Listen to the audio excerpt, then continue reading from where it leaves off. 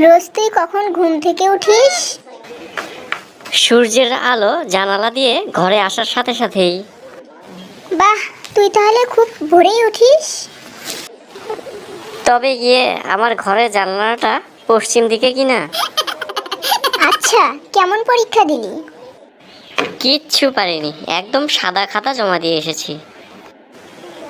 হায় হায়, করেছিস কি? আমিও তো একদম সাদা খাতা জমা দিয়ে এসেছি।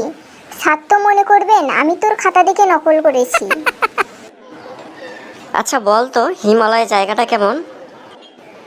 ভালোই তো মনে হলো। তা কি কি দেখেছিলি ওখানে?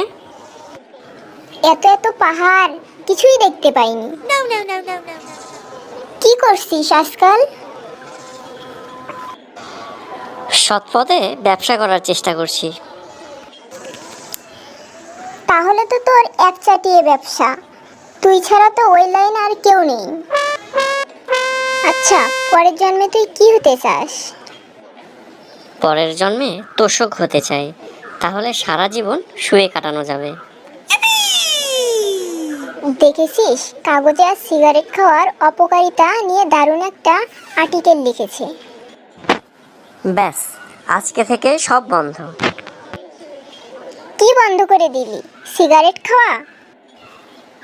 আরে না, ওই কাগজ কেনা। তোকে যে টিয়া পাখিটা পাঠিয়েছিলাম সেটা কেমন লাগলো?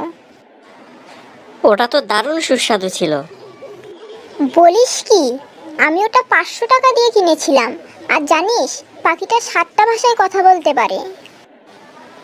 কই, জবাই করার সময় কিছু বললো না তো?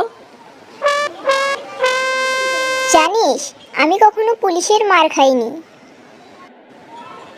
আমি তো প্রায় রোজই খাই। বলিস কি রে? কেন জানিস না, আমার আব্বু একজন পুলিশ অফিসার। তোকে বলেছিলাম জানালা খুলে ঘুমাস, তাতে রোগ অসুখ ভালো হয়। গেছে অনেক কিছুই। মানে? জানালা খুলে ঘুমিয়েছিলাম, অসুখের সঙ্গে হাত ঘড়ি ও মানিব্যাগটাও গেছে। জানিস, আমি এখন আমার বইয়ের সাথে থাকি না। কেন কেন? তুই কি এমন কারোর সাথে থাকতে পারবি যে নেশা করে, সিগারেট খায়, রাতে দেরি করে বাসায় ফেরে? কোনোদিনও না। আমার বইয়েরও ঠিক একই কথা। জানিস, কাল একটা চোর আমাকে চাকু দেখিয়ে সবকিছু লুটে নিয়ে গেছে। কিন্তু তোর কাছে তো বন্দুক আছে, এই তো কদিন আগেই কিনলি। হাহা, সেটা আমি লুকিয়ে রেখেছিলাম, না হলে ওটাও লুটে নিয়ে যেত।